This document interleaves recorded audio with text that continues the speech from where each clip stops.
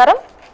భక్తి టీవీ ప్రేక్షకులకు కార్తీక మాస ప్రారంభ సహిత కార్తీక సోమవార శుభాకాంక్షలతో ఆధ్యాత్మిక సుధాసాగరం ధర్మ సందేహాలు కార్యక్రమానికి స్వాగతం. నేటి నుంచి మరి హరిహర ప్రీతిపాత్రమైనటువంటి కార్తీక మాసం ప్రారంభమైంది. ఈ నేపథ్యంలో పుణ్య స్నానాలు, ఉపవాస దీక్షలు, దీపారాధనలతో ఈ నెలంతా కలకల్లాడుతుంది. మరి ఈ నేపథ్యంలో కార్తీక మాసం విశిష్టత, అదేవిధంగా కార్తీక మాసంలో మనం ఆచరించాల్సినటువంటి విధి విధానాల గురించి ప్రేక్షకులు ఉత్తరాల ద్వారా, ఈమెయిల్స్ ద్వారా పంపినటువంటి సందేహాలకు శాస్త్రీయమైన సమాధానాలు అందించడానికి మనతో పాటు ఉన్నారు ప్రముఖ ఆధ్యాత్మికవేత్త డాక్టర్ బాచంపల్లి సంతోష్ కుమార్ శాస్త్రి గారు. వారితో మాట్లాడి ప్రేక్షకులు అడిగే సందేహాలను నివృత్తి చేసే ప్రయత్నాన్ని చేద్దాం. నమస్కారం గురువుగారు. గురువుగారు, ముందుగా మొదటి ఉత్తరాన్ని చూద్దామండి. శివ గారు పలాస నుంచి మనకి ప్రశ్న అడుగుతున్నారు. కార్తీక మాసంలో ఆచరించాల్సిన సాంప్రదాయాలు ఏమిటి అని చెప్పి అడుగుతున్నారు. శ్రీ మహాగణాధిపతయే నమః. శ్రీ ధర్మపురీ లక్ష్మీ నృసింహ పరబ్రహ్మణే నమః. సర్వపాపహరం పుణ్యం వ్రతం కార్తీకం సంభవం. సర్వపాపహరం పుణ్యం వ్రతం కార్తీక సంభవం. నిర్విఘ్నం కురు దేవేశ దామోదర నమోస్తుతే. 12 మాసముల్లో పరమ పవిత్రమైనటువంటి మాసం కార్తీక మాసం. కార్తీకం హరిహరాత్మకమైన మాసం అమ్మ.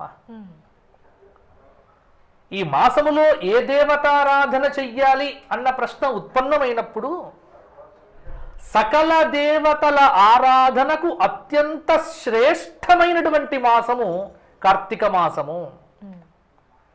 కార్తీక మాసం అంటే ఎలా వస్తుంది?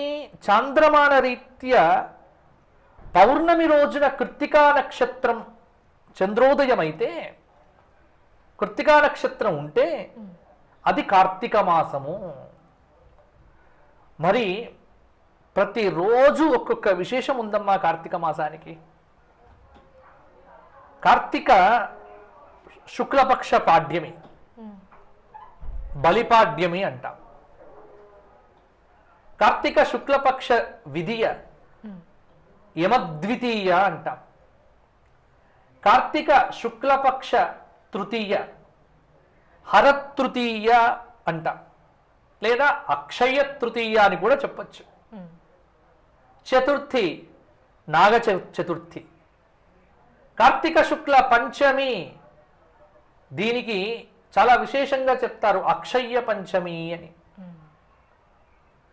అలాగే షష్ఠి స్కంధ షష్ఠి. కార్తీక శుక్ల సప్తమి భాను సప్తమి. అష్టమి గోపాష్టమి గోష్ఠాష్టమి. నవమి అక్షయ్య నవమి. దశమి దశపాపహర దశమి. ఏకాదశి ఉత్థాన ఏకాదశి.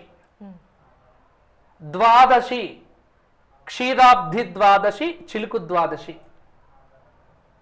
త్రయోదశి సర్వసిద్ధి త్రయోదశి. చతుర్దశి వైకుంఠ చతుర్దశి. పౌర్ణమి కార్తీక పౌర్ణమి. అంటే ఇప్పుడు దాదాపు 15 రోజులు నేను పూర్తి చేశా. కాబట్టి నువ్వు అడిగినటువంటి ప్రశ్న ఏమిటి? కార్తీక మాస విశేషం. ఇగో ఇదే విశేషం. అంటే ప్రతిరోజు పండుగే, ప్రతి క్షణము విలువైనదే.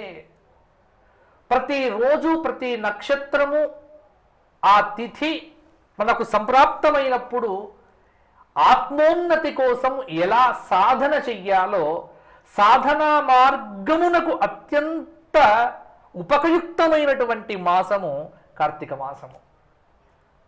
ఈ మాసమును వ్యర్థం చేసుకోవద్దు.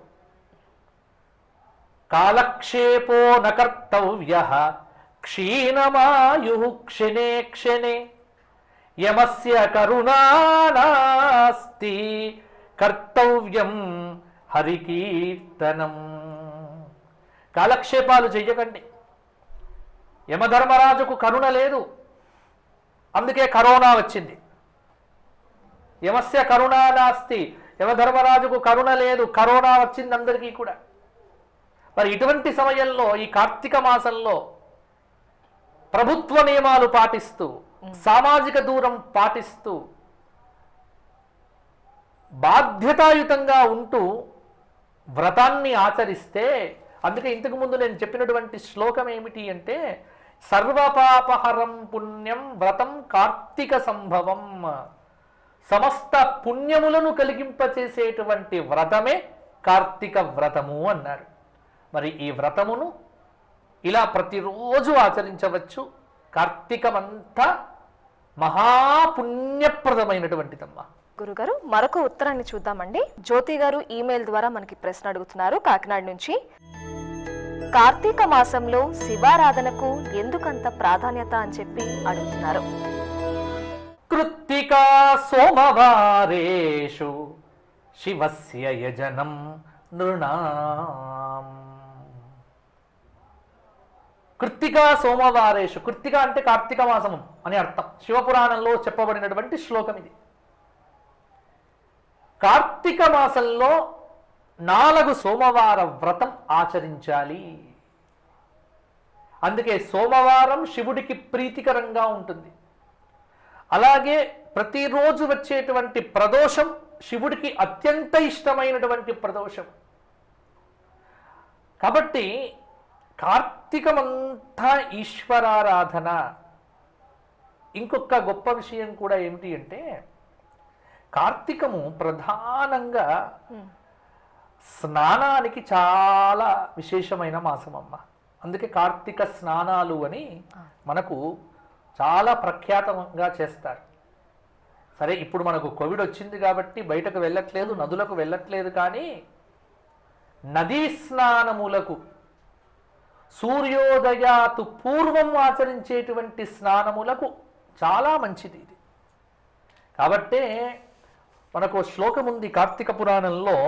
ఏమిటి అంటే, స్నానం చేసేటప్పుడు ఆజ్ఞ తీసుకోవాలి.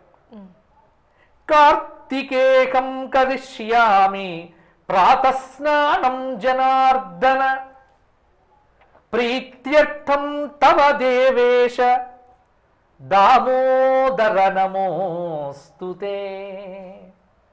ఇంట్లో బాత్రూంలో చేసిన ఈ శ్లోకం చెప్పొచ్చమ్మా. ఎందుకంటే నదులకు వెళ్ళకూడదు ఇప్పుడు, సామాజిక దూరం పాటించాలి. కాబట్టి ధర్మం ఎప్పుడైనా ధర్మంగానే ఉంటుంది. కానీ ఆపత్కాలం వచ్చినప్పుడు ఆపద్ధర్మం. మామూలు రోజుల్లో వేరు, ఇప్పుడున్నటువంటి రోజుల్లో ధర్మం ధర్మంగా ఆచరించడం కాదు, ఆపద్ధర్మంగా ఆచరిద్దాం. నదికి వెళ్తే ధర్మం, ఇంట్లో స్నానం చేస్తే ఆపద్ధర్మం. కాబట్టి కార్తికేహం ప్రాతస్నానం అన్నారు. ఇక్కడ స్నానం ఎప్పుడు కూడా కార్తీక మాసంలో ఉదయం చెయ్యాలి. అంటే ఉదయం అంటే ఎప్పుడు? బారెడు పొద్దెక్కిన తర్వాత చేసే స్నానాలకు విలువ లేదు. ప్రాతకాలం అంటే సూర్యోదయాతు పూర్వమేవ అవశ్యం కర్తవ్యం కార్తీక స్నానం ఇది పురాణ వచనాత్. ప్రాతకాలంలోనే కార్తీక స్నానం సూర్యోదయాతు పూర్వం చేస్తేనే దానికి విలువ. కాబట్టి ఎందుకు స్నానము అంటే ఇక్కడ ఒక విశేషం ఉంది, శివుడికి సంబంధం. శివుడి యొక్క జటాజూటము యందున్నటువంటి గంగ ఈ కార్తీక మాసం నెల రోజులు జలంలో ఉంటుందట. మనకు 2 మాటలు ఉన్నాయి.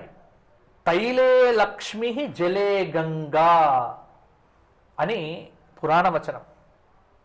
తైలములో లక్ష్మి ఉంటుంది, జలములో గంగ ఉంటుంది ఈ నెల రోజులు. అందుకే తిలలతో ఉన్నటువంటి తైలం, నువ్వుల నూనెతో దీపం పెట్టడం లక్ష్మీప్రదం. కార్తీకంలో ఇంకేం చేస్తాం?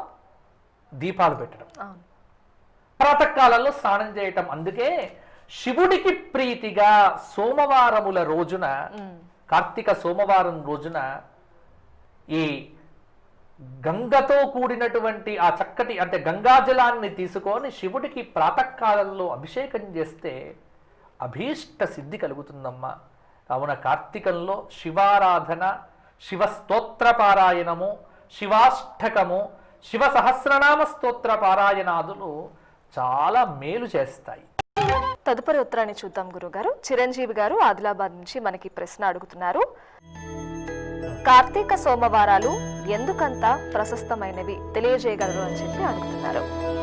శారదాపీఠ జగద్గురువులు శ్రీ శ్రీ శ్రీ భారతీ తీర్థ మహాస్వాముల వారు, శ్రీ శ్రీ శ్రీ విధుశేఖర భారతీ స్వాముల వారు ఈ కార్తీక మాసంలో 4 సోమవారాలు మధ్యాహ్న సమయంలో విశేష చంద్రమౌళీశ్వర అభిషేకం చేస్తారు.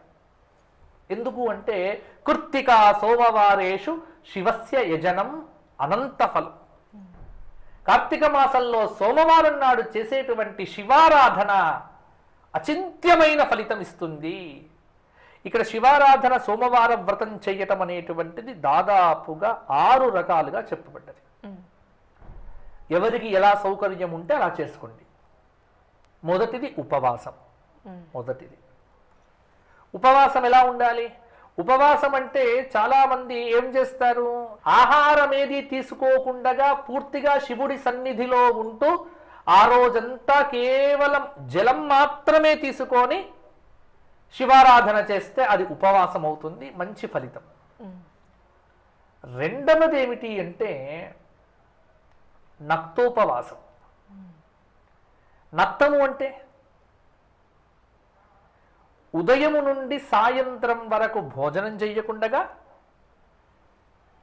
రాత్రి చంద్రోదయం కాగానే అంటే నక్షత్ర మండల దర్శనం కాగానే శివుణ్ణి దర్శనం చేసుకొని భోజనం చేస్తే అది నక్తోపవాసము అంటారు.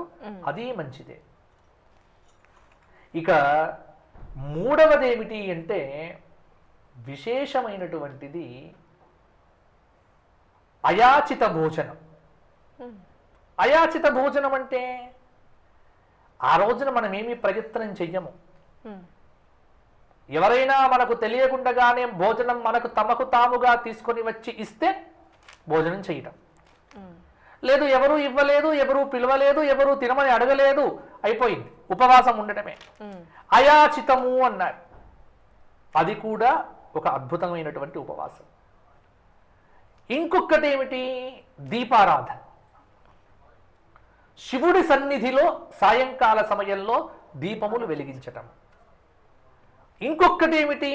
తిలదానం చెయ్యటము. అంటే ఇవేవీ సాధ్యం కానప్పుడు శుభ్రంగా భోజనం చేసి తిలలను శివప్రీతిగా దానం చేస్తే అది కూడా సోమవార వ్రతం అవుతుంది అని సోమవార వ్రతానికి సంబంధమైనటువంటి రహస్యములు చాలా విశేషంగా మనకు పురాణంలో చెప్పి ఉన్నారు. అందువల్ల కార్తీక మాసంలో సోమవార వ్రతం చాలామంది ఉదయం నుండి భోజనం చేయక రాత్రి భోజనం చేస్తారు. అది నక్తోపవాసంగా చాలా ప్రసిద్ధి. అలా చేయడం చాలా మంచిది. మరొక ఉత్తరాన్ని చూద్దాం. ఈ ప్రశ్నని మనకు కార్తికేయ గారు అడుగుతున్నారు చెన్నై నుంచి. కార్తీక మాసంలో తినకూడని పదార్థాలు ఏమిటి తెలియచేయండి అని చెప్పి అడుగుతున్నారు. ద్విదళం, త్రిదళం అన్నారు. ద్విదళం అంటే ఇది చెబితే చాలా మందికి కూడా జీర్ణించుకోకపోవచ్చు. ద్విదళము అంటే రెండుగా దళములుగా ఉండే పదార్థములు. పప్పు ధాన్యాలు. పప్పు ధాన్యాలు అంటే కందిపప్పు చూడండి, అది రెండుగా వస్తుంది. మినప్పప్పు రెండుగా వస్తుంది. పెసరపప్పు రెండుగా వస్తుంది. ఇంకేం పప్పు తింటారు? అంటే ద్విదళ పదార్థాలు తినకూడదు. అలాగే తమో గుణాన్ని కలిగించేటువంటి పదార్థములు అంటే ఏమిటి? తమో గుణాన్ని కలిగించేటువంటి పదార్థములు ప్రతివారు ఇష్టంగా తినేటువంటి ఉల్లి, వెల్లుల్లి తినకూడదు. మాంసభక్షణ చెయ్యకూడదు. ఇది ఎవరికి అంటే అందరికీ కాదమ్మా నేను చెప్పేది. ఇప్పుడు మాంసం తినకూడదు అంటే అందరికీ చెప్తున్నారా అంటే అందరికీ కాదు. ఎవరైతే కార్తీక నెల రోజులు నేను వ్రతంగా ఇది చెయ్యదలిచాను అని అనుకుంటారో వారికి మాత్రమేనమ్మా. వ్రతంగా పెట్టుకొని చేసేటువంటి వారికి నియమమే. కాబట్టి ఈ 30 రోజులు ద్విదళ పదార్థములు, తమో గుణాన్ని పెంచేటువంటి ఉల్లి, వెల్లుల్లి, విపరీతమైన కారము, కించిత్తు అంటే లవణము, ఇవన్నీ వర్జితమే. అంటే సాత్వికమైనటువంటి భోజనం మాత్రమే చెయ్యటం ఈ కార్తీక మాసంలో ప్రధానంగా పెట్టుకోవలసినటువంటి నియమము. కాబట్టి చక్కగా ఆ నిషిద్ధ పదార్థములన్నీ ఈ కార్తీకంలో విడిచిపెట్టండి. మాంసము, మద్యము తాగటము, ఇంకొక మాట కూడా చెప్తా, టీలు కూడా కాఫీలు తాగటం కూడా పెద్ద గొప్పది విషయం కాదు. అంటే నేను కార్తీక వ్రతం చాలా శుద్ధంగా చేస్తానండి అంటే అది కూడా వర్జించవచ్చు. కాబట్టి ఎంత శ్రద్ధగా చేస్తే అంత ఫలితము. కాబట్టి అలా ఈ నియమాలు, ఇంకా చాలా నియమాలు ఉన్నాయి. సరే, మీరు భోజనం గురించే నియమాలు అడిగారు కాబట్టి ఇంతవరకు చెప్పితే చాలు. మరొక ప్రశ్నని చూద్దాం గురువుగారు. ఈ ప్రశ్నని శ్యామల గారు విజయనగరం నుంచి మనకి అడుగుతున్నారు. కార్తీక నియమాలు పాటించలేని వారికి ప్రత్యామ్నాయం ఏమిటి తెలియజేయండి అని చెప్పి అడుగుతున్నారు. ప్రత్యామ్నాయం అనేటువంటిది అన్నింటికీ ఉండదమ్మా. కార్తీక మాస నియమాలు పాటిస్తే మంచిది. పాటించక పుణ్యం రావాలి అంటే ఏం చెయ్యాలి అంటే చెప్తున్నారు. ఇప్పుడు మొత్తం 30 రోజులు వ్రతం చేయడము ఒక పద్ధతి. 30 రోజులు చేయలేనటువంటి వారు 4 సోమవారాలు చేస్తే చాలమ్మా.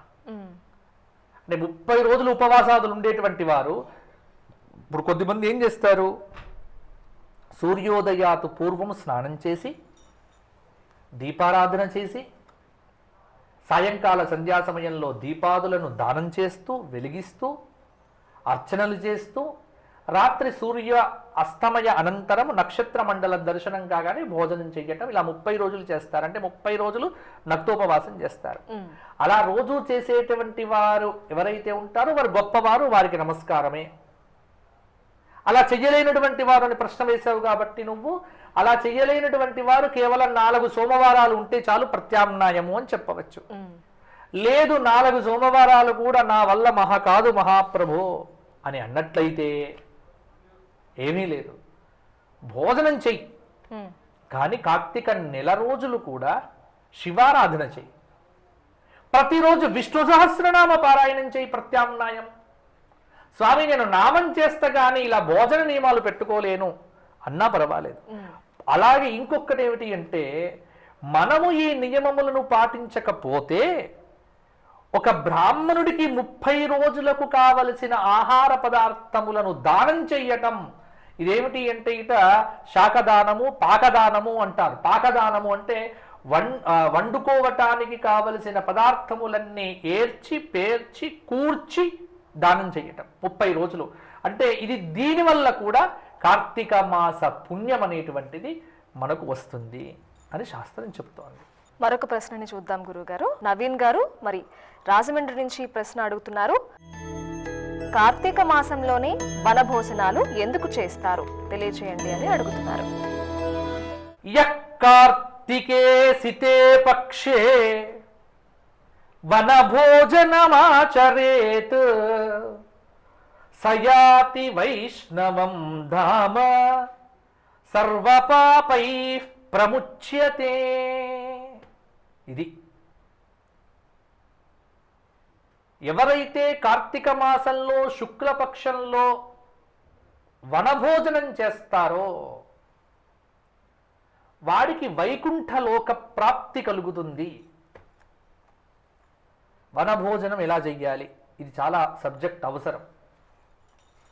వనభోజనము అంటే రెస్టారెంట్కు వెళ్ళి చెట్టు కింద తినడం కాదు. వనభోజనం అంటే ఫలానా కులం వాళ్ళు మాత్రమే వెళ్ళి తినాలి అనేటువంటిది కాదు. అందులో ఇప్పుడు వనభోజనాలు ఈ సంవత్సరం చాలా జాగ్రత్త పడండి అందరూ కూడా, నేను చెబుతున్నాను. ఎందుకంటే సామాజిక బాధ్యతను మర్చిపోకండి, కోవిడ్ను దృష్టిలో పెట్టుకోండి, సామాజిక దూరాలు పాటించండి. కాబట్టి ఈ సంవత్సరం వనభోజనాలు చేయకపోవడమే మంచిది. ఒకవేళ చేయదలిచినట్లయితే కుటుంబ సభ్యులు మాత్రమే, సన్నిహితులంతా కలిసి, వనము అంటే చెట్లుండే ప్రదేశం, ఏ చెట్టు కింద భోజనం చెయ్యాలి? చింత చెట్టు కింద కాదు, జామ చెట్టు కింద కాదు, మర్రి చెట్టు కింద కాదు తినడం, ధాత్రే వృక్షము కింద భోజనం చెయ్యాలి.